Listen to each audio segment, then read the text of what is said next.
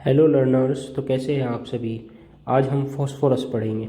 इससे पहली वीडियोस में हमने कैल्शियम के दो पार्ट्स कवर करे थे। आज हम फॉस्फोरस पढ़ेंगे। तो चलिए शुरू करते हैं। हमारी बॉडी में लगभग 1 kg फॉस्फेट पाया जाता है। ठीक है, कैल्शियम कितना था? कैल्शियम 1 से 1.5 किलो पाया जाता था। ठीक, तो our body contents about 1 kg of phosphate. अब इस 1 kg का 80% प्रेजेंट होता है बोन्स एंड टीथ्स में विद कॉम्बिनेशन कैल्शियम के कॉम्बिनेशंस के साथ। कैल्शियम फॉस्फेट्स पाए जाते हैं। ठीक है, और कई सारे अदर कंपाउंड्स और पाए जाते हैं जो कि कैल्शियम और फॉस्फेट के कॉम्बिनेशन से बनते हैं। तो 80% बोन्स में पाया जाता है। 10% remaining 10% found in blood. Blood में पाया जाता है एसोसिएशन विद किसके साथ? कार्बोहाइड्रेट्स के साथ, लिपिड्स के साथ एसोसिएशन में होता है। ठीक है, प्रोटीन्स के साथ एसोसिएशन में होता है। ठीक, और कुछ उसी में से 10% मसल्स में भी पाया जाता है। फॉस्फेट का अच्छा खासा हिस्सा हमारे फॉस्फेट्स में भी होता है। कैसे होता है हम देखेंगे सब आगे। और compounds like ATP, GTP, creatine, phosphate, ये सब इनमें सब में फॉस्फेट्स है ना। ये फॉस्फेट भी अबाउट 10% हमारा फॉस्फेट अपने पास रखते हैं। ठीक है, अगर हम ब्लड फॉस्फेट लेवल की बात करें, ब्लड फॉस्फेट लेवल की, तो 40 मिलीग्राम पर डेसीलीटर होता है। ठीक, अब इस 40 मिलीग्राम पर डेसीलीटर का अबाउट 3 to 4 मिलीग्राम पर डेसीलीटर सीरम में मौजूद होता है। यह है एडल्ट्स में। ठीक, एडल्ट्स में। अगर हम चाइल्ड की बात करें तो चाइल्ड में अराउंड 5 to 6 मिलीग्राम पर डेसीलीटर सीरम में मौजूद होता है। ठीक, और ड्यूरिंग फास्टिंग, जब हम फास्ट करते हैं तो फॉस्फेट लेवल ज़्यादा होता है, बहुत ज़्यादा होता है। ठीक है, ब्लड सीरम में। ठीक, लेकिन जैसे ही हम कुछ खाते हैं उसमें जो कार्बोहाइड्रेट्स हम लेते हैं, जो ग्लूकोज होता है, वो ग्लूकोज के साथ रिएक्ट करता है। ठीक है, फॉस्फोराइलेशन रिएक्शन होती है विद ग्लूकोज। तो उसकी वजह से क्या होता है, वो एंगेज हो जाता है ग्लूकोज के साथ, तो ब्लड सीरम फॉस्फेट कम हो जाता है। ठीक है, इसकी डेली रिक्वायरमेंट की हम बात कर लेते हैं। तो इसका जो RD है फॉस्फेट का, बेस्ड करता है कि कितना हम कैल्शियम ले रहे हैं। इसको हम असल में कैल्शियम के रेशो में लेते हैं। ठीक, हमने पिछली वीडियो में भी रेशो के बारे में बात करी थी। वो रेशो अराउंड 1:2 to 2:1 इस रेशो में होता है। ये कैल्शियम रेशो फॉस्फेट है। ठीक, तो ये इस रेशो पे हमें काम करना होता है, इस रेशो के अकॉर्डिंग लेना। ठीक है, तो जिस तरह जितना हम कैल्शियम लेंगे उसी हिसाब से हमें फॉस्फेट भी लेना पड़ता है। ठीक है, और अगर मोटा मोटा बताया जाए तो 800 मिलीग्राम पर डे की रिक्वायरमेंट होती है हमें फॉस्फेट की। ठीक, हाउएवर कैल्शियम और फॉस्फेट जो होते हैं डिस्ट्रीब्यूट होते हैं, जितने भी हम खाने खाते हैं ना उसमें कैल्शियम और फॉस्फेट डिस्ट्रीब्यूटेड होते हैं 1:1 में। ज़्यादातर जितने भी हम खाने खाते हैं तो 1:1 में डिस्ट्रीब्यूटेड होते हैं। ठीक है, और उसके सोर्सेज हम देख लेते हैं। सोर्स में मिल्क है, सीरियल्स है, वेजिटेबल्स है, और कह सकते हैं एग्स है।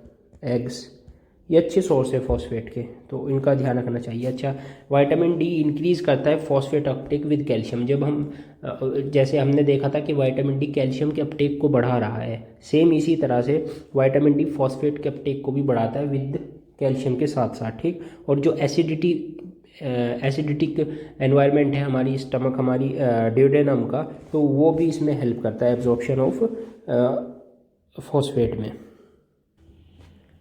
सेम अगर हम इसके एक्सक्रीशन की बात करें तो excretion of phosphate around 500 ml per day होता है, मिलीग्राम पर डे इतना होता है यूरिन के थ्रू। ठीक, ये एक्सक्रीशन है।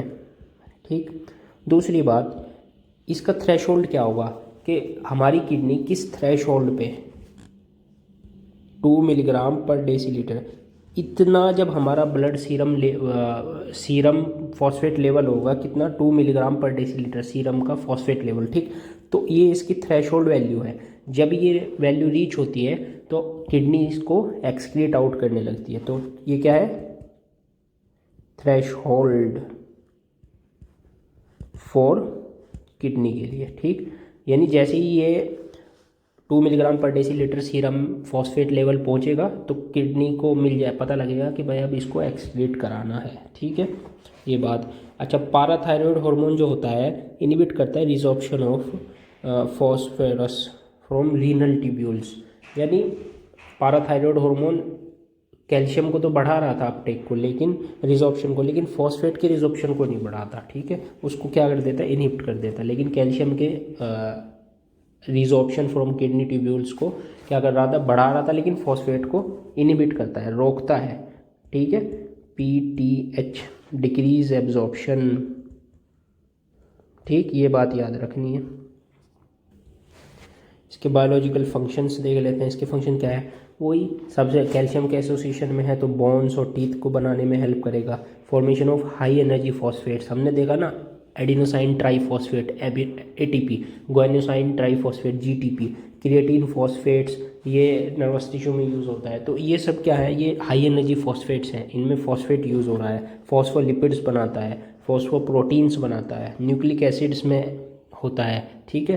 तो ये इसके मेन फंक्शंस हैं। कुछ और फंक्शन जैसे एक्टिवेशन, बहुत सारे एंजाइम्स हैं जिनका एक्टिवेशन कराता है, ठीक है। और बफर सिस्टम में काम करता है, हमारा जो ब्लड का बफर सिस्टम है, क्योंकि हमें ब्लड के pH को मेंटेन करने की बहुत ज़रूरत होती है, इम्पोर्टेंस है कि ब्लड pH जो है मेंटेन रहे, तो उसके लिए क्या करता है, ये एक बफर सिस्टम क्रिएट करता है। और किस तरह बफर सिस्टम क्रिएट करता है, एक कंपाउंड होता है Na2HPO4 इसका और NaH2PO4, इनके रेशो का बैलेंस रखता है 4:1 में, ये आपस में चेंज होते रहते हैं, तो उसकी वजह से एक बफर सिस्टम बनता है हमारे ब्लड में, तो pH ऑफ ब्लड मेंटेन रहती है with the help of phosphate compounds, these phosphate compounds, ठीक है।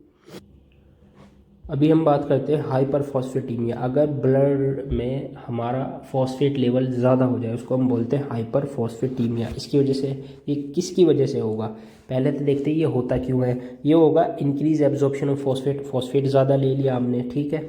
इंक्रीज सेल लाइसिस, अगर सेल लाइसिस हमारी बॉडी में ज़्यादा हो रहा है, यानी कि सेल लाइसिस मतलब सेल ज़्यादा डेड हो रहे हैं, तो वो डेड सेल्स में जो फॉस्फेट मौजूद होता है वो सब कहाँ जाता है, ब्लड में आता है, जिसकी वजह से ब्लड फॉस्फेट लेवल बढ़ जाता है। तो सेल लाइसिस की वजह से होता है। डिक्रीज़ हो गया, एक्सक्रीशन डिक्रीज़ हो गया, यानी एक्सक्रीशन नहीं हो रहा है ड्यू टू रीनल फेलियर, कोई हमारी किडनी में कुछ प्रॉब्लम है जिसकी वजह से फॉस्फेट एक्सक्रीट नहीं हो पा रहा है। हाइपोकैल्सीमिया, अगर कैल्शियम कम होगा तो फॉस्फेट भी कम हो जाएगा, ठीक है। और कुछ ड्रग्स होते हैं उनकी वजह से भी क्या होता है, फॉस्फेट लेवल बढ़ जाता है हमारी बॉडी में, जैसे क्लोरोथियाजाइड, ठीक। दूसरा ड्रग है निफेडिपाइड, ये दो ड्रग्स होते हैं। और भी ड्रग्स हैं, ये एग्जांपल के तौर पे बताया, क्लोरोथियाजाइड और नेफेडिपाइड, इन दो ड्रग्स की वजह से भी हमारा ब्लड फॉस्फेट लेवल बढ़ जाता है। अच्छा, इसका इफ़ेक्ट क्या आता है, अगर हम इफ़ेक्ट की बात करें तो हाइपर फॉस्फेटीमिया की वजह से क्या हो सकता है, हाइपर फॉस्फेटीमिया की वजह से वास्कुलर कैल्सिफिकेशन, हमारी जो वास्कुलर कैल्सिफिकेशन होगा, मतलब जो हमारी ब्लड वेसल्स है उसमें कैल्सिफिकेशन होने लगेगा। सेकंड क्या होगा, सेकंड होगा एंटीरियोस्क्लेरोसिस। एंटीरियोस्क्लेरोसिस में क्या होता है, आपका जो कोलेस्ट्रॉल होता है ना, एक्यूमुलेशन ऑफ कोलेस्ट्रॉल हो जाता है इन दी वेन्स, ठीक, ये बात याद रखनी है। अच्छा, हम इसको एथ्रोस्क्लेरोसिस भी बोलते हैं, एथ्रोस्क्लेरोसिस, ये सिमिलर चीज़ें हैं दोनों, ठीक। तीसरी बात, थर्ड सिस्टोलिक हाइपरटेंशन, यानी जो सिस्टोलिक ब्लड प्रेशर है वो बढ़ जाएगा, सिस्टोलिक ब्लड प्रेशर इंक्रीज होगा, ठीक है, BP इंक्रीज करेगा, ठीक है। फोर्थ, किडनी फेलियर तक हो सकता है, किडनी, अगर ये लॉन्ग टर्म बना रहे ना, यानी हाइपर फॉस्फेटीमिया लॉन्ग टर्म बना रहे तो किडनी फेलियर तक हो सकता है। लेकिन एक बात याद रखनी है, ये आसानी से शो नहीं होती है सब सिम्टम्स, ये सिम्टम्स तभी शो होंगे अगर एक लंबे टाइम तक जो है हाइपर फॉस्फेटीमिया रहे, एक लंबे टाइम तक फॉस्फेट लेवल बढ़ा रहे, तभी शो होंगे, वरना ये सिम्टम्स आसानी से नहीं आते हैं, ठीक। अच्छा, तो अब हम देखते हैं हाइपोफॉस्फेटीमिया। अभी हमने देखा कि अगर फॉस्फेट लेवल बढ़ जाए हमारे ब्लड में। अगर फॉस्फेट लेवल घट जाए तो क्या हो सकता है, फॉस्फेट लेवल अगर हमारी बॉडी में घट जाए तो क्या होगा, तो हो सकता है डिक्रीज एब्जॉर्प्शन ऑफ फॉस्फेट। ये किसकी वजह से होगा, पहले तो देखते हैं। ये होगा एब्जॉर्प्शन ऑफ फॉस्फेट कम हो गया, हमने कम खाया, डाइट से कम फॉस्फेट लिया या एब्जॉर्ब नहीं हो रहा है, ठीक है। ग्लूकोन फॉस्फोराइलेशन, अच्छा जब हम कुछ खाते हैं तो जो ग्लूकोज जो कार्बोहाइड्रेट्स हमारी बॉडी में जाते हैं उनका फॉस्फोराइलेशन होता है। जब उनका फॉस्फोराइलेशन होता है वो फॉस्फेट अटैच किसके साथ हो गया, ग्लूकोज के साथ अटैच हो गया, तो वो अब हमारे ब्लड में नहीं रहा, ठीक है, फ्री फॉर्म में अवेलेबल, तो ब्लड फॉस्फेट लेवल कम हो गया, तो ग्लूकोज फॉस्फोराइलेशन की वजह से होता है। हाइपर पैराथायरॉयडिज्म, अगर पैराथायरॉयड हार्मोन ज़्यादा हो जाता है तो वो भी क्या करता है, फॉस्फेट लेवल को डाउन लाता है, फॉस्फेट लेवल कम करता है। हाइपर कैल्सीमिया, अगर कैल्शियम लेवल बहुत ज़्यादा हो गया, कैल्शियम ज़्यादा है तो फॉस्फेट कम हो जाता है, ठीक। और कुछ ड्रग्स ऐसे होते हैं जो कि हमारे बॉडी में, हमारे ब्लड में फॉस्फेट लेवल को कम करते हैं। उन ब्लड का नाम देख लेते हैं, एंटासिड्स। जो हम एंटासिड्स खाते हैं ना अपनी एसिडिटी को ठीक करने के लिए, वो भी हमारे ब्लड फॉस्फेट लेवल को कम करते हैं। कुछ हम डायूरेटिक्स लेते हैं, ठीक, उनकी वजह से भी ब्लड फॉस्फेट लेवल कम होता है, ठीक। अच्छा इसके इफ़ेक्ट्स क्या आ सकते हैं, इसके इफ़ेक्ट्स की बात करें हम, इफ़ेक्ट्स ऑफ हाइपोफॉस्फेटीमिया, ठीक। हाइपोफॉस्फेटीमिया का पहला इफेक्ट जो आ सकता है वो हीमोलिटिक एनीमिया हो सकता है। हीमोलिटिक एनीमिया क्यों होगा भाई, क्योंकि जो हमारे ब्लड सेल्स हैं उनकी जो वॉल्स हैं वो काहे की बनी होती है, फॉस्फोलिपिड्स। तो अगर फॉस्फेट की कमी होगी तो उसकी जो वॉल ऑफ आवर सेल्स हैं स्पेशली आरबीसीज वो क्या हो जाएंगी, कमज़ोर होंगी तो रप्चर होने के, उनको टूटने का हीमोलिटिक एनीमिया, यानी ब्लड सेल्स के टूटने से जो एनीमिया होता है वो हो सकता है, ठीक। दूसरा क्या हो सकता है, impaired leukocyte and platelet function, क्या, impaired platelet and leukocyte function, ठीक। ये क्यों होगा, ये भी क्योंकि इनको काम करने के लिए भी फॉस्फेट की ज़रूरत होती है। फिर वही बात कहूँगा मैं जो हाइपर फॉस्फेटीमिया की वजह के बारे में कही थी कि ये बहुत शॉर्ट टर्म के लिए अगर हाइपोफॉस्फेटीमिया होता है तो नहीं होगा, लेकिन अगर लॉन्ग टर्म ये हाइपोफॉस्फेटीमिया लंबे समय के लिए कमी हो जाए तब ये सिम्टम्स आने शुरू होते हैं, ठीक है। मतलब सीवियर स्टेजेस में इस तरह की चीज़ें होती है, वरना नहीं होती है ज़्यादातर। एक चीज़ हम जानते हैं उसको हम बोलते हैं रीनल रिकेट्स। रीनल रिकेट्स में क्या होता है, जो सीरम फॉस्फेट होता है ना, सीरम फॉस्फेट तो लो होता है, ठीक, एंड बट जो एल्कलाइन फॉस्फेट एक्टिविटी होती है वो बढ़ जाती है, यानी फॉस्फेट यूज़ ज़्यादा हो रहा है और सीरम में फॉस्फेट कम है, तो इन दोनों की वजह से क्या हो जाता है, रीनल रिकेट्स तो पता है ना आपको, कैल्शियम की डेफिशिएंसी की वजह से पढ़ते हैं हम रिकेट्स, बो लेग्स हो जाते हैं, लेग्स बो हो जाते हैं, ठीक। ये दूसरा हम देखते हैं डायबिटीज़ मेलाइटस। डायबिटीज़ मेलाइटस में क्या होता है, जो हमारी बॉडी में ऑर्गेनिक फॉस्फेट होता है ना, जो हमारी बॉडी में फॉस्फेट मिलता है जो कि एसोसिएटेड होता है जैसे फॉस्फोलिपिड्स में, प्रोटीन्स में, इसको हम बोलते हैं ऑर्गेनिक फॉस्फेट, तो ये क्या होता है, कम हो जाता है, ठीक है।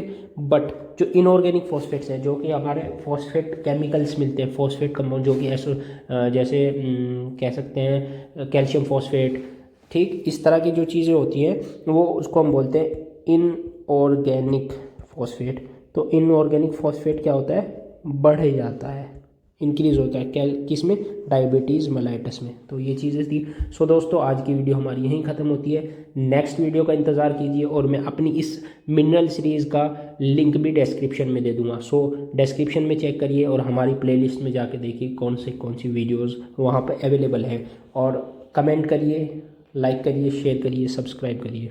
Okay, good bye.